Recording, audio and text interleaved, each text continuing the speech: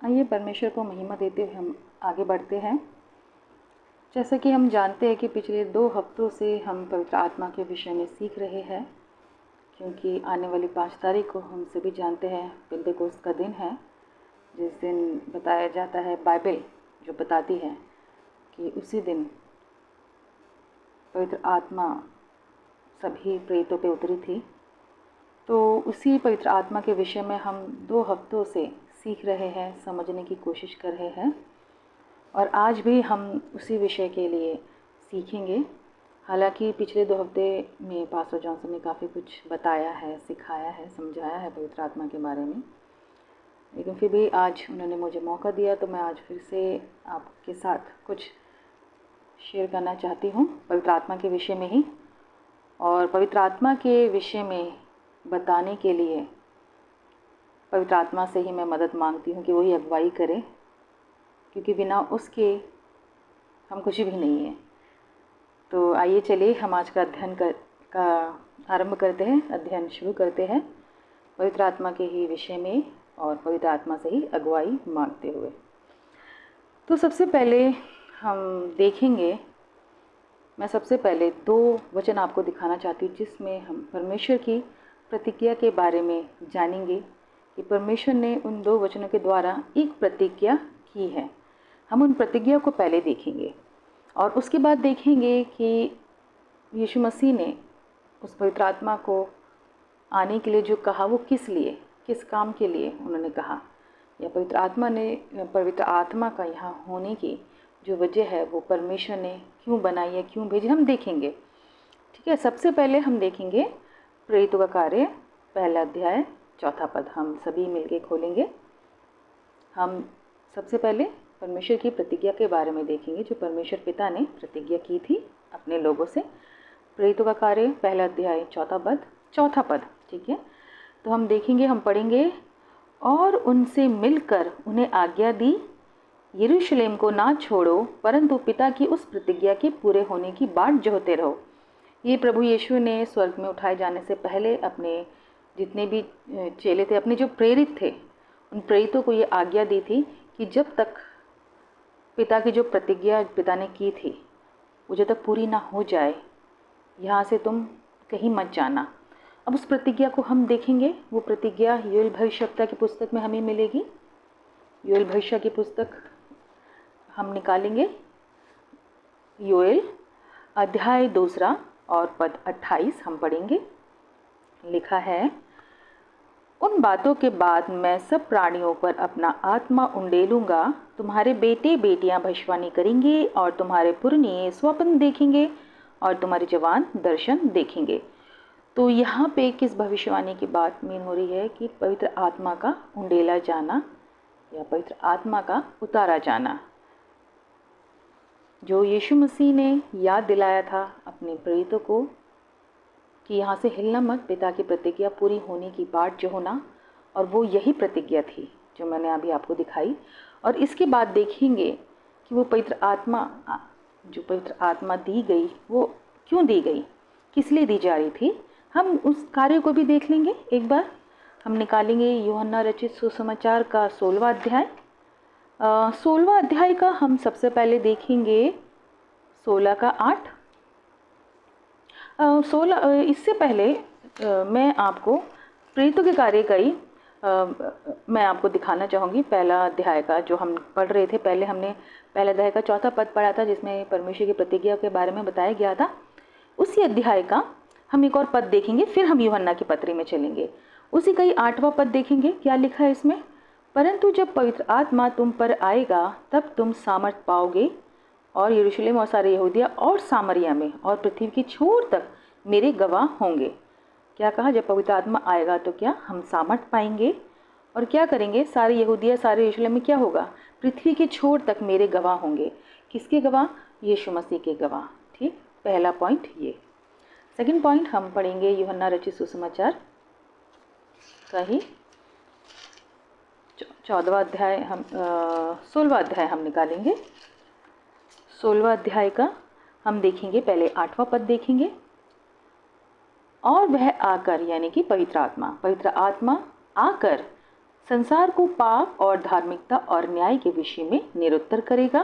ठीक, उसी के बाद इसी 16 अध्याय का हम 13वां पद भी पढ़ेंगे। परंतु जब वह सत्य का आत्मा आएगा तो तुम्हें सब सत्य का मार्ग बताएगा, क्योंकि वह अपनी ओर से ना कहेगा, परंतु जो कुछ सुनेगा वही कहेगा और आने वाली बातें तुम्हें बताएगा। यानी कि हमने क्या देखा, पवित्र आत्मा के यहाँ पे कार्य जो यीशु मसीह ने बताया वो क्या करेगा।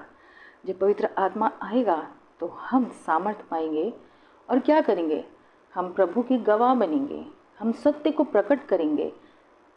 कौन? हमारे द्वारा। अगर हमारे साथ पवित्र आत्मा आएगा, हमें उंडेला जाएगा तो सत्य को प्रकट करेगा और क्या करेगा, पाप को निरुत्तर करेगा। कौन? पवित्र आत्मा। पवित्र आत्मा जब आएगा वो पाप को निरुत्तर करेगा और धार्मिकता और न्याय के विषय में भी निरुत्तर करेगा और क्या करेगा, हम सामर्थ्य पाएंगे ताकि पूरी दुनिया के छोर तक हम यीशु मसीह की गवाही दे सके, हम या हमारे द्वारा पवित्र आत्मा जो भी। कि पवित्र आत्मा का मेन काम हमने ये देखा, पहला क्या, हम सामर्थ्य पाएंगे, हमें सामर्थ्य मिलेगी, और दूसरा सत्य को प्रकट करेगा, पाप को, धार्मिकता को और न्याय के विषय में सभी लोगों को निरुत्तर करेगा। ये 3 चीज़ें हमने देखी पवित्र आत्मा के कार्य की। लेकिन अगर हम जब इसे पूरा खोल कर समझेंगे तो ये सिर्फ ये 3 या 4 कार्य नहीं, वो बहुत सारे कार्य हैं जिसके बारे में हम आगे जानेंगे। लेकिन मेन जो चीज़ मुझे आपको बतानी थी कि वो ये थी कि पवित्र आत्मा जो यहाँ पे आया था उसका जो मेन कार्य था वो सत्य को प्रकट करना था, और वो भी अपने तरफ से नहीं, पिता से सुनकर। मेन जो था सत्य को प्रकट करना। ठीक है। और मैं एक चीज़ आपको ये बताना चाहूँगी पवित्र आत्मा के विषय में कि पवित्र आत्मा जो है वो है परमेश्वर का सामर्थ। परमेश्वर ने जब इस पूरी पृथ्वी को बनाया, उसको रचा, तो वो पवित्र आत्मा की सामर्थ ही थी जिसके द्वारा परमेश्वर ने ये कार्य किया, इस सृष्टि की एक एक चीज़ को रचा। और सिर्फ वही नहीं, आज तक भी पवित्र आत्मा के द्वारा परमेश्वर अपने कार्य करवाता है। और अगर हम देखते हैं लूका रचित 3:22, तो उसमें भी हम ये पढ़ते हैं जब यीशु मसीह जब शरीर में होकर आया तो सामर्थ के काम करने से पहले उन पर भी पवित्र आत्मा को उतारा गया था। जब अगर आप 4:14 पढ़ेंगे लूका रचित सुसमाचार का, तो उसमें लिखा है पवित्र आत्मा की सामर्थ से भर के उन्होंने अपना काम स्टार्ट किया, जो भी काम उनको करना था, सामर्थ के सारे काम। और उससे पहले लूका रचित सुसमाचार का 3:22 में हम पढ़ते हैं कि पवित्र आत्मा उन पर उतारा गया, उन पर उतरा, क्योंकि वो शरीर में थे, क्योंकि उन्हें आगे चल के सामर्थ के कई कार्य करने थे। ठीक, तो पवित्र आत्मा परमेश्वर की सामर्थ है, या पवित्र आत्मा के द्वारा ही सारे सामर्थ के कार्य किए गए हैं आज तक भी। देखिए, एक और चीज़ के बारे में मैं आपको बताना चाहती हूँ, और इस एक विषय के लिए काफ़ी लोग इस विषय को चर्चा करने से थोड़े से दूर रहते हैं, लेकिन जो मैंने इसको समझा, जो मैंने पढ़ा, उसके ही आधार पे मैं आपको कुछ बताना चाहती हूँ त्रिएक शक्ति के बारे में। त्रिएक शक्ति यानी कि परमेश्वर पिता, परमेश्वर पुत्र और परमेश्वर पवित्र आत्मा। इसको लोग 3 कहते हैं, और 3 कहने के बाद भी ये एक ही है। यानी ये 3 हैं, लेकिन 3 होने के बावजूद भी ये एक है, इन्हें किसी भी तरह से अलग नहीं किया जा सकता, लेकिन उसके बावजूद भी ये 3 अलग अलग हैं। मैं थोड़ा सा इसको एक उदाहरण के तौर पे मैं आपको समझाना चाहूँगी। मान लीजिए कि एक सूर्य है, सूरज जिसे हम डेली देखते हैं। सूर्य को हम देख सकते हैं, और सूरज से जो ज्योति निकलती है उसको भी देख सकते हैं, और उस ज्योति के बाद जो सूर्य का कार्य इस पृथ्वी पर होता है, यानी कि उसकी जो गर्माहट, वो कार्य जो हम आंखों से नहीं देख सकते लेकिन उसको एहसास कर सकते हैं, कुछ चीज़ों को हम अनुभव कर सकते हैं।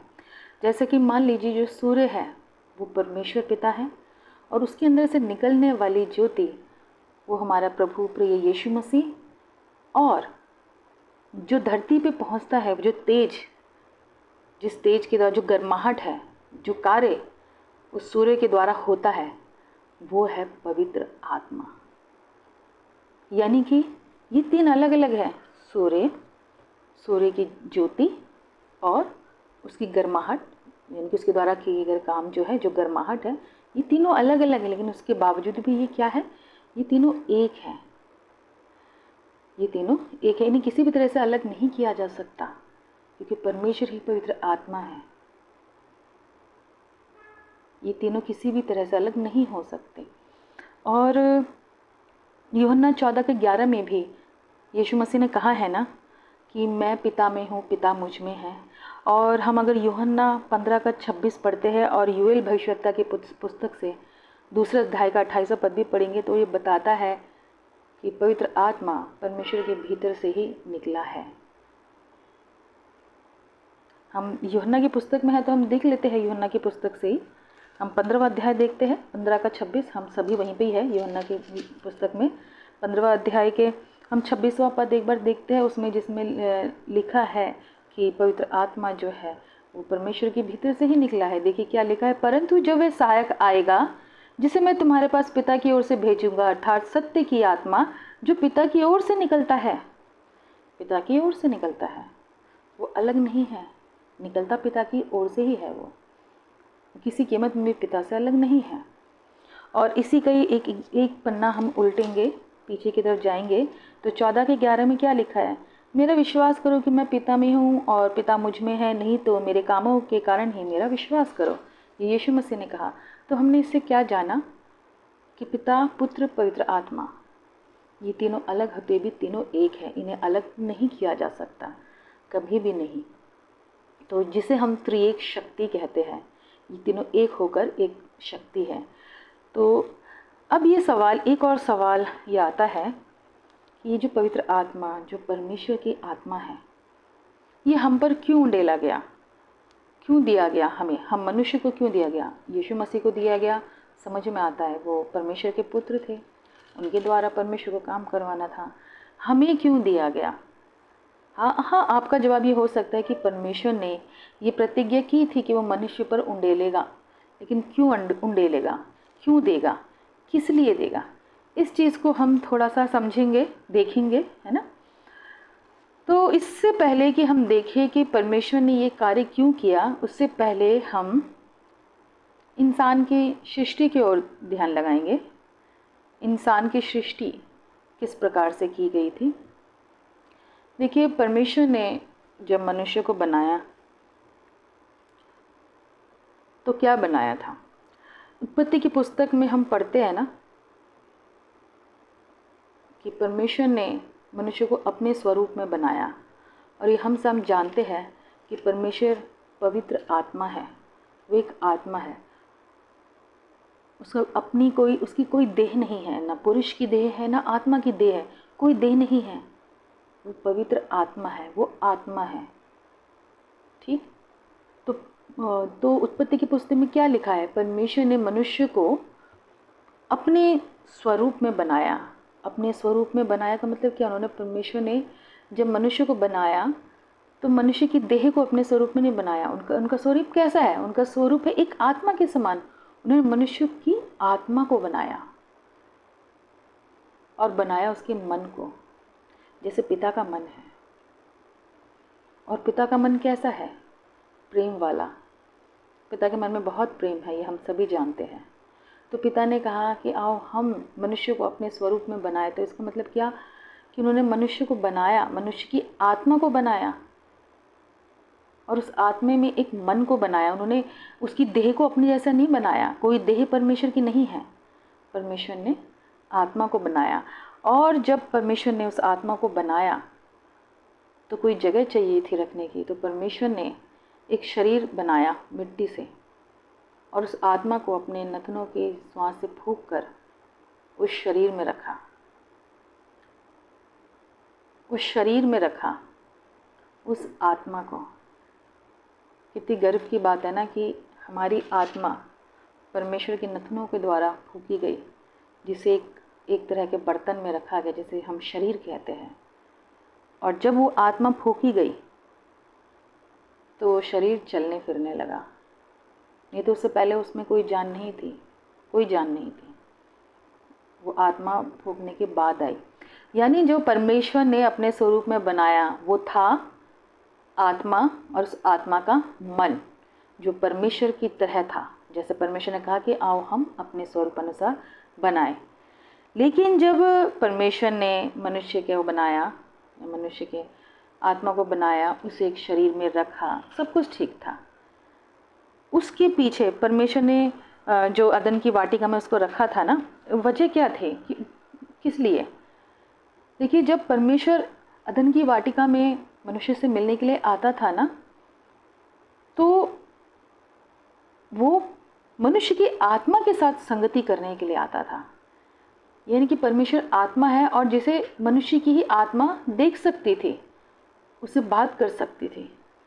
और मैं आपको एक चीज़ बताना चाहूँगी कि परमेश्वर ने जब मनुष्य को बनाया, उसका जो मन बनाया, जैसे पिता का मन है उसी प्रकार से परमेश्वर ने मनुष्य का मन भी बनाया। जैसे पिता सबसे प्रेम करता है, जैसे पिता ने कहा कि हम अपने स्वरूप बनाएंगे, तो उसका स्वरूप कैसा है? वो एक आत्मा है और उसका एक बहुत सुंदर सा मन है, प्रेम करने वाला मन है। ठीक उसी प्रकार से उसने मनुष्य की आत्मा को भी बनाया और एक मन को बनाया और जो प्रेम करे, यानी कि प्रेम करने वाला मन भी बनाया। तो जब परमेश्वर अदन की वाटिका में आता था तो वो चाहता था कि उसकी आत्मा, किसकी? मनुष्य की आत्मा परमेश्वर की आत्मा के साथ संगति करे। और परमेश्वर वही संगति के लिए आता था कि जिस प्रकार जैसे परमेश्वर चाहता था कि मैं उसे प्रेम करता हूँ, मनुष्य भी मुझसे प्रेम करे। उसने बनाया ही मनुष्य को इसलिए था, उस आत्मा को इसलिए बनाया था, उस आत्मा में जो मन बनाया वो इसलिए बनाया अपने जैसे कि वो मुझसे प्रेम करे, मुझसे। लेकिन क्या हुआ कि जब परमेश्वर मनुष्य की आत्मा से मिलने आता था, उससे सहभागिता करने आता था, तो कुछ ऐसा हुआ कि शरीर की आंखों ने कुछ देखा और आत्मा और मन दोनों परमेश्वर से दूर हो गए। और वो था लालच। वो था कि शरीर की आंखों ने जिस फल को देख के ललचाया, वो फल लालच का था, जिसने परमेश्वर से मनुष्य को दूर कर दिया। उसकी ख्वाहिशों का था, यानी कि शरीर की ख्वाहिश।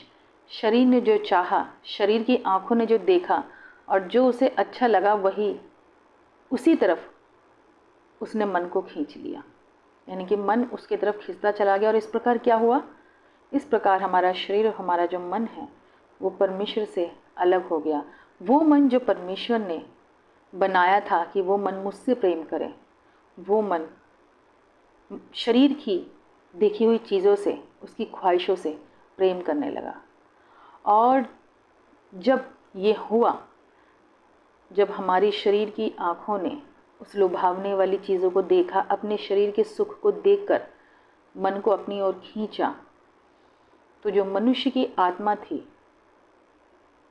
एक प्रकार से मर गई। हम ये नहीं कहेंगे कि वो पूरी तरह मर गई, मैं ये नहीं कहती, लेकिन उस आत्मा की जो अवस्था थी वो उस प्रकार थी जैसे कि एक कोमा का जो पेशेंट होता है, एक कोमा का पेशेंट किस प्रकार से होता है? वो सोया रहता है ना, लेटा रहता है, अगर बिठाओ तो बैठा रहेगा, लेकिन कोई भी हरकत नहीं कर सकता ना। हाँ, सुन सब सकता है, वो देख सकता है, लेकिन कोई हरकत नहीं कर सकता। जो उसका मन चाह रहा है वो नहीं बोल सकता। क्यों? क्योंकि उसका मन, आप कहिए कि पूरा सब कुछ शांत होता है, उसका दिमाग काम करना बंद, सब कुछ काम करना बंद कर देता है, बस वो सुनता है और देखता है। ठीक उसी प्रकार से हमारी आत्मा की भी हालत हो जाती है। हमारी आत्मा जो मरी सी अवस्था में पहुंच जाती थी, गई थी। जब हमारे मन ने शरीर को चाहा तो आत्मा उसी प्रकार की अवस्था में चली गई। वो देख सब रही थी, सुन सब रही थी, लेकिन कुछ नहीं कर पा रही थी, कुछ भी नहीं। वो एक ऐसी अवस्था में पहुंच गई थी। लेकिन जब हमने प्रभु यीशु मसीह के उद्धार के बारे में सुना, उसे जाना, तो हमारे मन के अंदर एक हलचल हुई। उस सत्य को जानकर, उस सामर्थ्य सुसमाचार को जानकर हमारे मन के अंदर हलचल हुई, जैसे मानो हमारे मन में एक अलग सी ज्योति आई, हमारे मन में एक जैसे स्पार्क लगा उस सुसमाचार की सामर्थ्य से। और उस पार्क के कारण क्या हुआ कि हमारे मन ने जान लिया कि सच क्या है। और इस सच को जानने के बाद क्या हुआ, जब हमारे मन ने ये जाना, जब हमने सुना सुसमाचार की सामर्थ्य के बारे में, सुसमाचार के बारे में, तो क्या हुआ, हमारी जो सोई हुई आत्मा थी वो जीवित हो गई। जैसे ही हमारे मन ने उस सुसमाचार को ग्रहण किया, उस सुसमाचार के ओर हम फिरे, हमारी जो मरी हुई आत्मा थी वो अचानक से जाग गई, जैसे उसमें किसी ने प्राण डाल दिए हो। क्योंकि ये वही सत्य था जो आत्मा जानता था लेकिन मन नहीं मानता था। तो वो मन जब जागा, वो मन ने जब उस उद्धार को, सुसमाचार को ग्रहण किया, तो हमारी आत्मा जाग गई। एकदम जैसे किसी ने हमें करंट लगाते ना, जैसे वैसे हमारी आत्मा जाग गई। और फिर क्या हुआ, आत्मा के जागने के बाद देखिए, एक हमने जब उद्धार को ग्रहण किया, हम सभी मसीह भाइयों ने, जब हमने प्रभु यीशु मसीह को जाना, जब हमने उस उद्धार को ग्रहण किया, उसके बाद क्या, हमारा जो मन है, मान लीजिए वो एकदम बीच में है। समझ लीजिए कि इस जगह हमारा मन है और इस जगह हमारा शरीर है और इस जगह हमारी आत्मा है। जब हम उद्धार में आते हैं, हम उद्धार को ग्रहण करते हैं, प्रभु यीशु को जब अपना लेते हैं, तो उसके बाद शुरू होती है एक लड़ाई। और वो लड़ाई होती है इस शरीर की और इस आत्मा की, जो खींचना चाहते हैं मन को। कभी हमारा मन कहाँ जाता है, आत्मा की बातों को सुनने के लिए खींचता है, कभी हमारा मन शरीर की बातों को देखकर उसमें खींचता है। देखिए, हम इतने सालों तक किसके वश में थे, हम अपने शरीर के वश में थे, जिसके कारण हम दुष्ट के वश में थे, क्योंकि हम अपनी शरीर की इच्छा पूरी कर रहे थे। हमारा मन पूरी तरह से उसके वश में था, है ना। एक तरह से हमारी आदत बन चुकी थी, हमें कुछ समझ नहीं आता था कि क्या सही है क्या गलत। हमें एक चीज़ लगता था कि हाँ, इसमें हमारा फ़ायदा हो रहा है, इसमें हमें करना है, जो चीज़ें हमें आंखों से दिख रही है वो हमें करना है। पिछले हफ्ते की बात है, हमने एक विश्वासी भाई के घर में कोई अविश्वासी जन आया था संगति में। उसको देखना था कि आखिर ये संगति क्या है जो आप लोग करते हैं, उसको बहुत जानने की इच्छा थी। तो उससे ही बातों बातों में हमने उससे जब बात किया, उसके साथ जब हमने सुसमाचार को शेयर किया, तो उसने एक बात कही, आप लोग विश्वास से बहुत चलते हो। तो मैंने कहा आप कैसे चलते हो। तो उसने एक बात कही कि मैं जो आँखों से देखता हूँ वही विश्वास करता हूँ।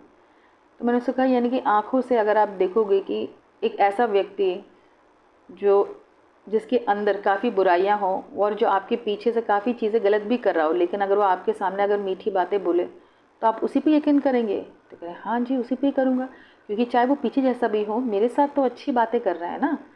तो मुझे बहुत अफसोस हुआ उस मनुष्य की तरफ देखकर, और मैंने सोचा कि हम लोग भी पहले ऐसे थे, हम लोग भी पहले शरीर की आँखों से देखी हुई बात का विश्वास करते थे, और जो हमें अच्छा लगता था हम वही करते थे, चाहे हमें किसी को धोखा देना पड़े, चाहे झूठ बोल के अपनी प्रमोशन करवानी पड़े,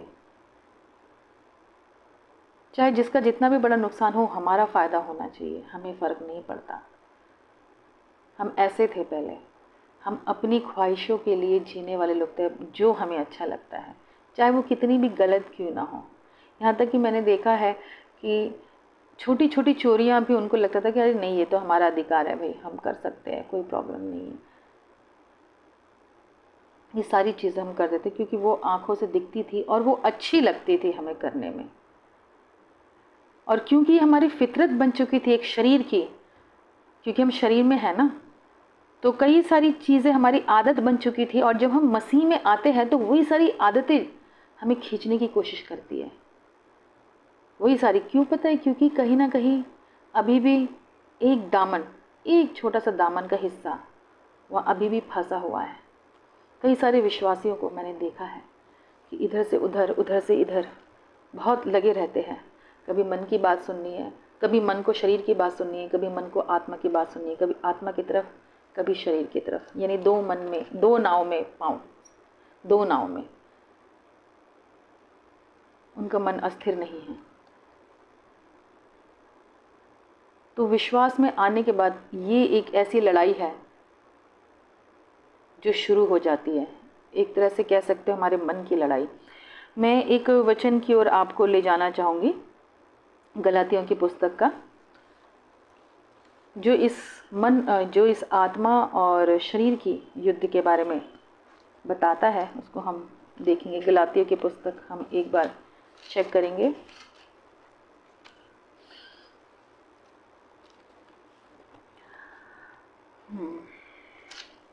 गलातियों की पुस्तक 5वां अध्याय, पहले हम 5 का 17वां पद पढ़ेंगे, फिर आगे चलेंगे। क्योंकि शरीर आत्मा के विरोध में और आत्मा शरीर के विरोध में लालसा करता है, और ये एक दूसरे के विरोधी है। तो शरीर और आत्मा क्या है? आत्मा यानी हमारी आत्मा और शरीर यानी हमारा ही शरीर, ये दोनों एक दूसरे के विरोध में हैं।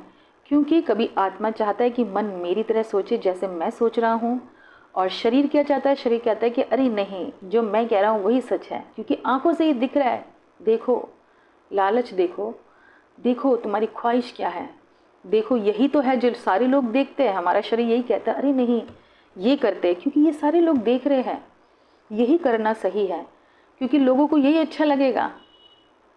शरीर की प्रशंसा, शरीर की लालसा, शरीर की इच्छाएं, यही शरीर पूरा करने के लिए मन को अपनी ओर खींचता है। लेकिन मन को पता है, लेकिन मन नहीं, हमारी आत्मा को पता है, अगर मन पूरी तरह शरीर की ओर फिर से खींच गया तो मैं फिर से सो जाऊंगा। फिर से अगर ऐसा हुआ कि वो पूरी शरीर की इच्छा में जीने लगेगा तो मेरा क्या होगा? क्योंकि बड़ी मुश्किल से तो वो आत्मा जागी है, वो नहीं जाना चाहती ऐसी जगह में जहाँ पे जीवन नहीं है। तो आत्मा क्या करती है? आत्मा मन को अपनी ओर खींचती है, और फिर शरीर मन को अपनी ओर खींचता है। तो देखिए इसके बाद क्या लिखा है, इसलिए कि जो तुम करना चाहते हो वह ना करने पाओ। क्या नहीं कर पाए? यानी कि हमारी आत्मा और हमारा जो शरीर है, जो मन को खींचता है, वो क्यों? क्योंकि वो चाहता है कि ये मन हमारी तरह करे, वो अपनी तरह ना। तो मन को क्या करना चाहिए? अगर शरीर आत्मा को और आत्मा मन को खींच रहा है तो क्या करना चाहिए? 16वां पद पढ़ते हैं, देखते हैं। पर मैं कहता हूँ आत्मा के अनुसार चलो तो तुम शरीर की लालसा किसी प्रकार पूरी ना कर पाओगे। राइट? आत्मा के अनुसार। ये कौन सी आत्मा है? ये हम मनुष्य की आत्मा नहीं है। यहाँ पे जिस आत्मा का जिक्र है, ये उस आत्मा का जिक्र है जो उद्धार पाने के बाद हम में से हर एक जन पर उंडेला गया। ये है पवित्र आत्मा की बात, कि अगर हमारे मन के सामने ऐसी कंडीशन आती है कि जहाँ हमारी आत्मा यानी कि हमारी मनुष्य की आत्मा कहती है ये कर, और हमारा शरीर कहता है ये कर, तो हमारे मन को क्या करना चाहिए? किसकी बात सुननी चाहिए? हमारे मन को पवित्र आत्मा की बात सुननी चाहिए। राइट? हमारे मन को पवित्र आत्मा की ही बात सुननी चाहिए, क्योंकि हमने अभी पढ़ा ना, हमारे आत्मा और हमारा शरीर, उसकी जो लड़ाई है, उसमें से हमारा मन सिर्फ एक ही कारण जीत सकता है। एक ही, उसके पास एक ही वो आप कह सकते हैं कि उसके पास उसे ये एक ही वजह मिली है जिससे जो उसे जीत दिला सकती है, और वो है पवित्र आत्मा। अगर वो पवित्र आत्मा की सुन के चलेगा तो निश्चय वो जीतेगा, निश्चय जीतेगा। और मैं आपको एक चीज़ बताना चाहूँगी कि अब मैं विश्वासी की ही बात करी, क्योंकि अब हमारे पास उद्धार भी है, हमारे पास पवित्र आत्मा भी है, और हमें ये पता चल चुका है कि हमें जो आत्मा दी गई है वो किस लिए दी गई है। हमने पढ़ा है ना योएल भविष्यवक्ता की पुस्तक में कि हमें आत्मा मिली है ताकि हम सामर्थ पाए, ताकि हम सत्य की गवाही दे पाए। ये हमें आत्मा इसलिए दी गई है, हमें पता है ना, जो हमने अभी पढ़ा, जो भविष्यवाणियाँ हमने पढ़ी, जो जो परमेश्वर ने प्रतिज्ञा की थी, और जो यीशु मसीह ने बताया कि पवित्र आत्मा ये काम करेगी। और जबकि अब हमने ये पढ़ लिया, और उसके बाद हमने ये भी जान लिया कि पवित्र आत्मा हमारे अंदर दिया गया है, और उसकी एक वजह हमने ये भी जान ली कि पवित्र आत्मा हमें इसलिए दी गई ताकि हम उसकी सुनकर चल सकें। ताकि शरीर और आत्मा की लड़ाई में हम फंस ना जाए, है ना। हमने ये सब जान लिया ना। तो अब एक चीज़ के बारे में मैं आपको बताऊंगी कि अपने अपने मन को दो चिता मत कीजिए, अपने मन को दो जगह बिल्कुल मत रखिए। ये जो हमारी इंसानी फितरत है ना कि अपनी आधे, कभी हम शरीर की सुने, कभी आत्मा की सुने। जब भी हमारे सामने प्रश्न आता है, हमारे फैमिलीज़ का, हमारे फ्रेंड्स का, जो भी जब प्रश्न आता है कि उनके द्वारा ये गलत काम हो रहा है या ये गलत कर रहे हैं, या आत्मा हमसे ये कहती है कि नहीं ये गलत है, इनसे दूर, तो लेकिन हमारा शरीर क्या कहता है कि नहीं ये तेरे लोग हैं, तुझे इसके लिए जीना है, तुझे इसके लिए करना है। तो हमारा मन, हमारा शरीर हमारी आत्मा को क्या करता है, खींचने लगता है, चाहे वो परमेश्वर की इच्छा के विरुद्ध ही क्यों ना हो। हमारा मन किसी की ओर ध्यान नहीं देता। हमारा मन बस क्या करता है कि अरे भाई ठीक है, वचन जाना है हमारा, ठीक है, लेकिन ये तो हमारी फैमिली है, ये तो हमारे फ्रेंड्स हैं, या कोई भी ऐसी बात जो सही नहीं है। मान लो कहीं पे हमें झूठ बोलना है। मैंने एक व्यक्ति को सुना, एक विश्वासी भाई को सुना, दुख लगा कि उसने ये बोला कि नहीं, किसी की नौकरी अगर झूठ बोल के बचाई जा सकती है तो उसमें कोई हर्ज नहीं है।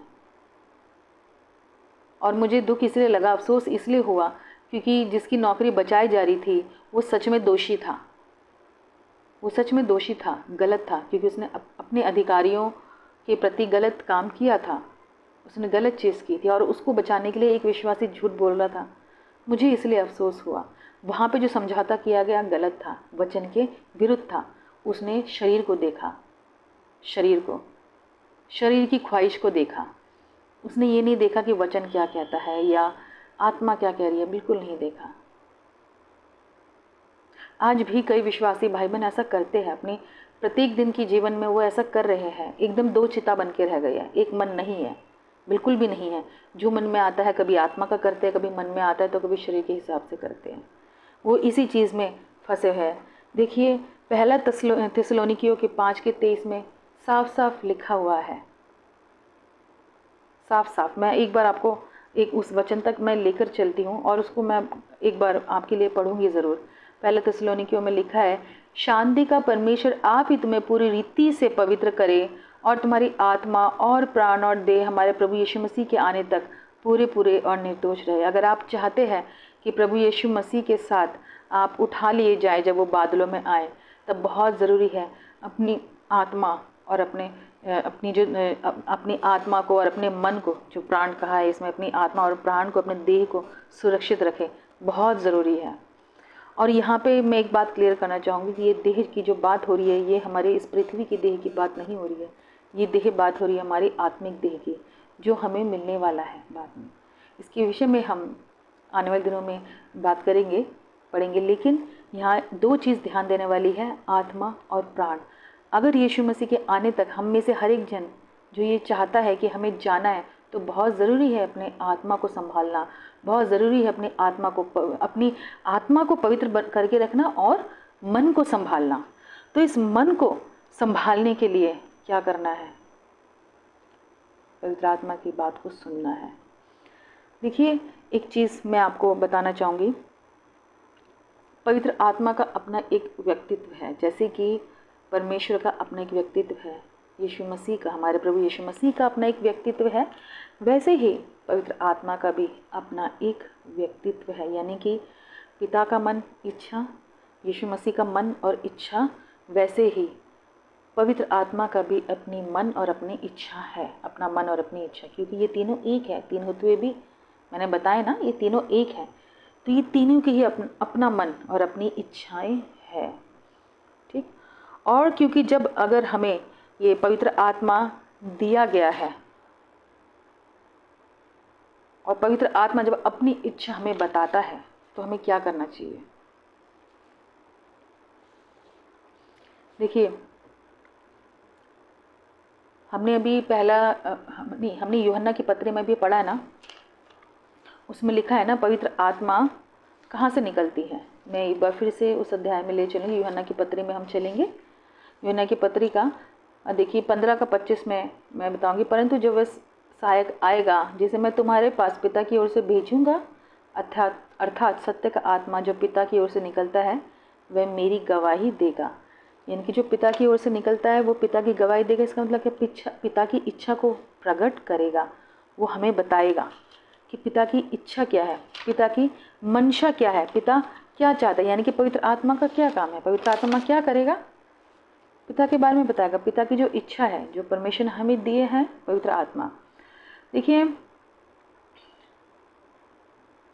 आप की जो मन की इच्छा है, आपके जो मन के अनुसार जो चीज़ें हैं, आप अक्सर हमने देखा है ये हम कई लोगों से बात करते हैं, कई लोगों से काउंसलिंग के बाद हमने इस बात को नोटिस किया है कि कई लोग जहाँ पे अपने आप को अपनी सहूलियत महसूस करते हैं या अपने आप को कंफर्टेबल महसूस करते हैं कि नहीं, हाँ, हम पवित्र आत्मा को सिर्फ इसी जगह ही काम करने का मौका दे सकते हैं, तो उसी जगह वो सिर्फ मौका देते हैं। जैसे कि उनने एक सीमित करके रख दिया है, पवित्र आत्मा को बांध के रख दिया है। मतलब यहाँ पे मेरी इच्छा है पवित्र आत्मा के अनुसार चलना, तो वो चलते हैं। और इस जगह पे इच्छा है कि नहीं, इस प्रकार तो मुझे शरीर के अनुसार ही काम करना है, क्योंकि यहाँ पे भाई ये चीज़ ज़रूरी है, यहाँ पे मैं आत्मा के सुन के नहीं चल सकता क्योंकि मुझे मुश्किल हो जाएगी। ये हमने कई लोगों को इस प्रकार की चीज़ों को करते हुए और बोलते हुए सुना है।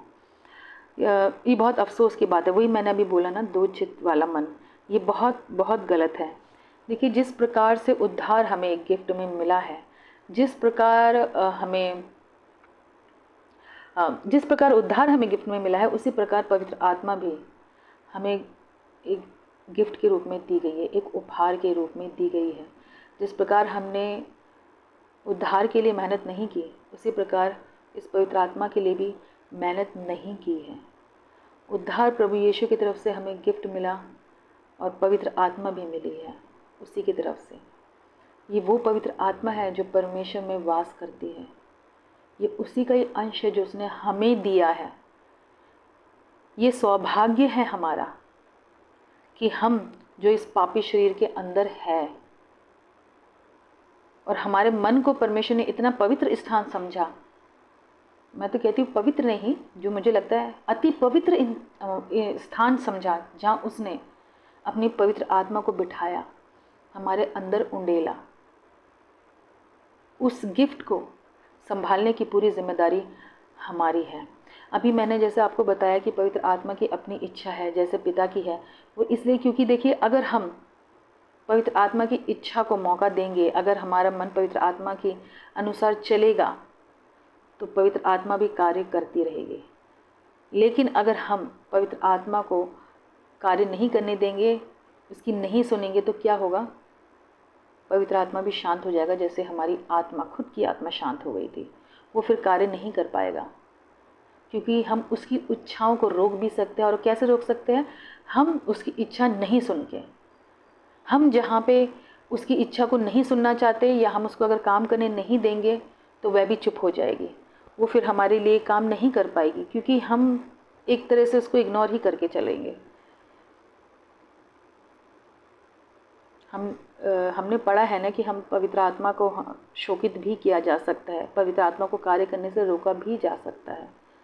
और ये सिर्फ एकमात्र तभी हो सकता है जब हम उसे अपने जीवन में काम ना करने दें। हमने भी देखा कि पवित्र आत्मा परमेश्वर की ओर से निकली है, जो परमेश्वर के भीतर रहती है, उसकी तरफ से हमें मिली है। और वो किस लिए मिली? मैंने आपको बताया था ना कि परमेश्वर ने हमें मन दिया, किस लिए दिया? प्रेम करने के लिए दिया, ताकि हम उससे प्रेम करें, उसकी इच्छा को जानें, उसके जैसे बने रहे, है ना। तो यहाँ पर भी जो पवित्र आत्मा हमें दी गई है, परमेश्वर ने इसलिए दी ताकि हमारा मन जो है वो सुने पवित्र आत्मा से कि हमारा परमेश्वर क्या चाहता है। जो पवित्र आत्मा से वो सुने। पवित्र आत्मा, देखो, पिता से जो सुनता है वही बताता है, जो वो कहता है वही हमें वो बताता है। तो परमेश्वर ने पवित्र आत्मा हमारे अंदर इसलिए ताकि हमारा मन पवित्र आत्मा की सुने, जो पवित्र आत्मा बता रहा है। क्योंकि पवित्र आत्मा वही बात बताएगा जो पिता उससे कहेगा, जो हमारे लिए भले की होगी। और परमेश्वर ये चाहता है कि हमारा मन, आज भी परमेश्वर ये चाहता है कि हमारा मन उसकी ओर लगे, उससे प्रेम करे, उसको चाहे।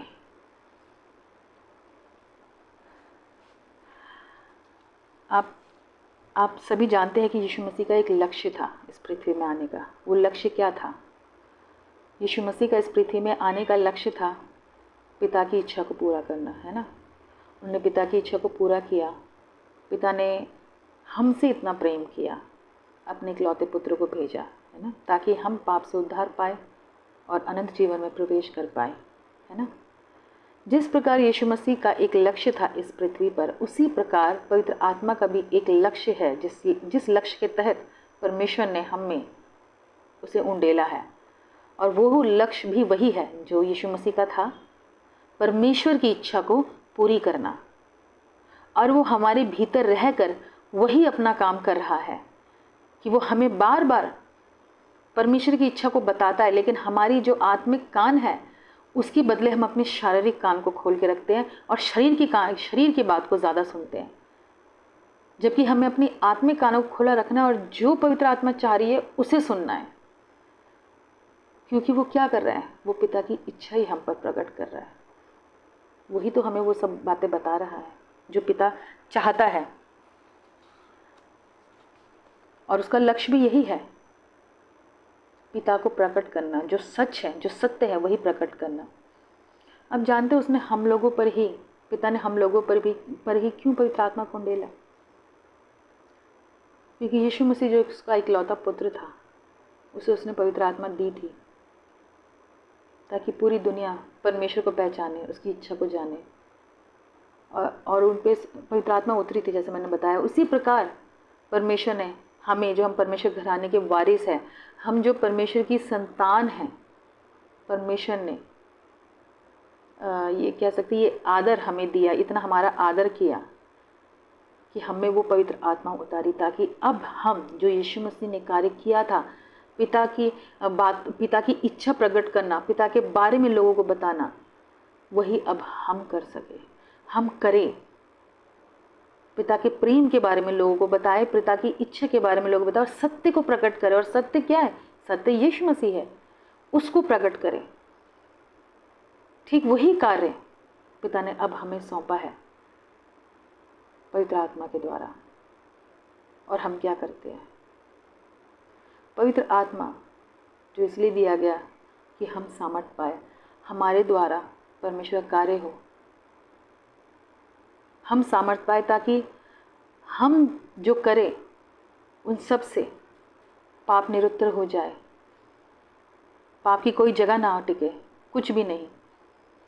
हर जगह परमेश्वर की महिमा हो, परमेश्वर के न्याय के बारे में हम लोगों को बताएं, धार्मिकता के बारे में लोगों को बताएं कि यीशु मसीह ने क्या किया हमारे लिए। इसीलिए हमारे पास ये पवित्र आत्मा है। और सबसे ज़्यादा इम्पॉर्टेंट कि परमेश्वर की इच्छा के अनुसार हम चले, हमारा मन परमेश्वर की बातों में लगे। लेकिन इसके बावजूद हम लोग क्या करते हैं? हम लोग किन बातों पे मन लगाते हैं? हम क्या सोचते हैं, क्या करते हैं? ये अब आपको देखना है। किसी दूसरे के प्रति जेलसी, किसी दूसरे के प्रति हमारा क्रोध, या किसी की उन्नति से, किसी की तरक्की से हमें शौक होता है। क्या करते हैं हम? शरीर की कौन सी इच्छा पूरी कर रहे हैं? ये अब हमें परखना है। वचन कहता है ना, परख कर देखो अपने आप को कि तुम कितना विश्वास में हो। आप परखिए अपने आप को कि आप परमेश्वर की इच्छा को कितना काम करने दे रहे हैं। आप देखिए, परखिए कि आप किन बातों में परमेश्वर की इच्छा पे चल रहे हैं और किन बातों में परमेश्वर की इच्छा को इग्नोर कर रहे हैं। आप कितना पवित्र आत्मा को सुन रहे हैं, ये देखिए।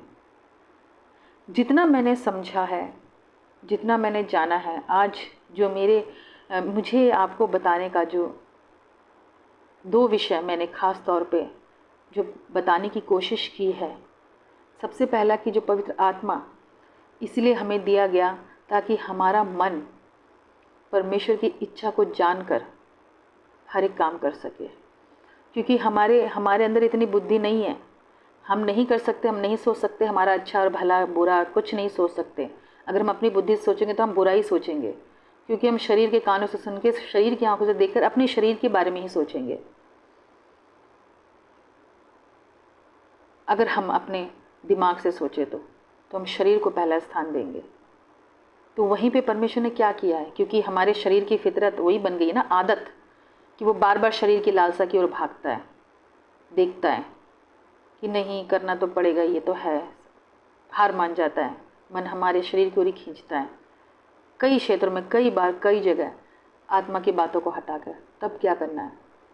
इसीलिए परमेश्वर ने हमें ये पवित्र आत्मा दी कि हम उसकी सुने, हम उसकी चल के सुने। सिर्फ प्रभु यीशु के उद्धार को मुंह से मान लेना कि नहीं मैं जानता हूँ प्रभु यीशु मेरा प्रभु गुरु है, वो ज़रूरी नहीं है।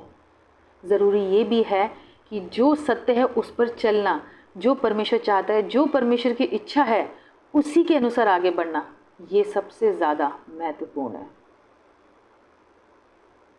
क्योंकि प्रभु यीशु को तो वो भी प्यार करते जो विश्वासी नहीं है। कई अविश्वासी के मुँह से ही मैंने सुना है, जी चर्च में जाके हमें बड़ी शांति मिलती है, जी नहीं मैंने एक बार प्रभु यीशु से प्रार्थना की थी, मुझे ये मिला। मैंने अविश्वासी के मुँह से बहुत सुना है।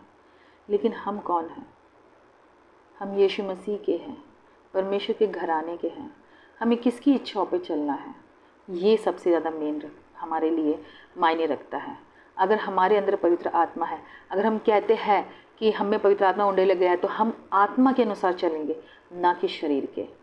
तो पहला जो मेरा मेन विषय था समझाने का, वो यही था कि अगर हमें पवित्र आत्मा उंडेला गया है, अगर हम कहते हैं कि हम आत्मा के अनुसार चलते हैं, तो ज़रूरी है कि हम उस आत्मा की बात को सुने, पवित्र आत्मा की बात को सुने कि पिता की इच्छा क्या है, कि हम किस काम के लिए क्या कदम उठाएं।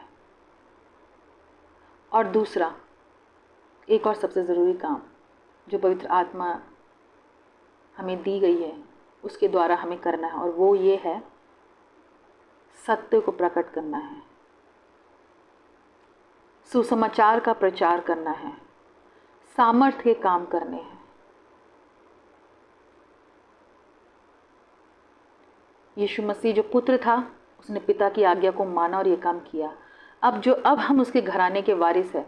अब ये हमें ये सौभाग्य मिला है अब, कि अब हम वो काम करें जो यीशु मसीह ने किया। देखो वचन कहते हैं जैसे यीशु मसीह है वैसे तुम भी हो। तो हम अगर वैसा बनना चाहते हैं जैसे यीशु मसीह का स्वभाव है वैसे हम भी हो, तो हमें क्या करना है? हमें वही करना है जो यीशु मसीह करता था। हमें अब हमारी बारी है कि हम कितना सत्य को प्रकट करते हैं। अब हमारी बारी है कि हम कितना लोगों को बताते हैं, कितनी हम, अब हमारी बारी है कि हमें ये देखना है कि हम कितना पाप को निरुद्ध करते हैं और धार्मिकता क्या है, हम कितने लोगों को बताते हैं। और मैं आपको एक बात बताती हूँ, ये सारे काम भी हम अपने अकेले के वश में नहीं कर सकते, लेकिन अब हम कर सकते हैं क्योंकि पवित्र आत्मा हमारे साथ है। क्योंकि जब हम गवाही देते हैं तो पवित्र आत्मा का सामर्थ्य हमारे अंदर काम करता है। क्योंकि जब हम सत्य को प्रकट करते हैं, जब पवित्र आत्मा हमारे अंदर काम करता है। जब हम किसी के लिए प्रार्थना करते हैं तब पवित्र आत्मा हमारे साथ काम करता है। तो ये है पवित्र आत्मा का काम, ये है पवित्र आत्मा, और ये वजह है जो पवित्र आत्मा हमें दिया गया। मुझे लगता है आपको समझ में आया होगा ठीक से। मैंने कोशिश की है कि आपको समझ में आए कि क्या चीज़ किस वजह से पवित्र आत्मा हमें दी गई।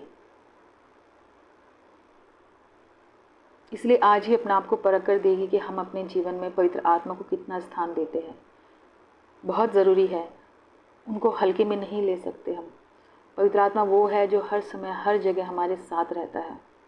लेकिन अब ये समय है कि हमें ये देखना है कि हम कितना पवित्र आत्मा को कार्य करने का मौका देते हैं, या हम कितना पवित्र आत्मा के साथ चलते हैं। हम कितना पिता की इच्छाओं का मान करते हैं। अब ये हमारी बारी है। तो उम्मीद करती हूँ आपको समझ में आया होगा। अगर इसमें से अगर आपको ऐसा लगता है कि कुछ समझ में नहीं आया या कुछ बाकी है या कुछ भी आपको समझना हो, तो आप मुझे पर्सनली कॉल कर भी पूछ सकते हैं, या जब हम मिलेंगे तब हम बात कर सकते हैं।